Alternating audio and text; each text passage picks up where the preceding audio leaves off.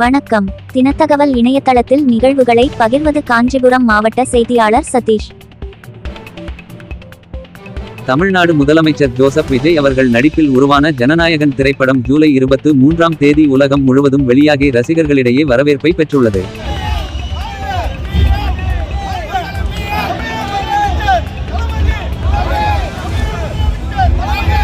புதுச்சேரியில் காலை 7 மணி முதல் திரைப்படத்தின் காட்சிகள் திரையிடப்பட்டது.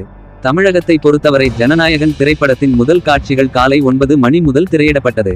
காஞ்சிபுரம் மாவட்டத்தில் உள்ள 10க்கும் மேற்பட்ட திரையரங்குகளில் ஜனநாயகன் திரைப்படம் வெளியானது. பட வெளியீட்டையொட்டி டிஜே இசைக்கு நடனமாடியும் பட்டாசு வெடித்தும் விஜய் ரசிகர்கள் கொண்டாட்டத்தில் ஈடுபட்டனர்.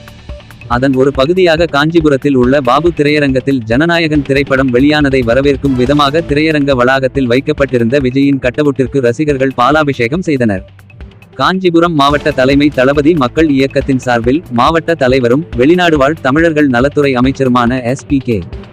தென்னரசு ஏற்பாட்டில் பாபு திரையரங்கத்தில் முதலமைச்சர் விஜய் நடித்து வெளியாகிய ஜனநாயகன் படத்தை பார்த்துவிட்டு வெளியே வந்த ரசிகர்கள் மற்றும் படம் பார்க்க வந்திருந்த ரசிகர்கள் என அனைவருக்கும் திரையரங்க வளாகத்திலேயே சிக்கன் பிரியாணி தயாரித்து பரிமாறப்பட்டது.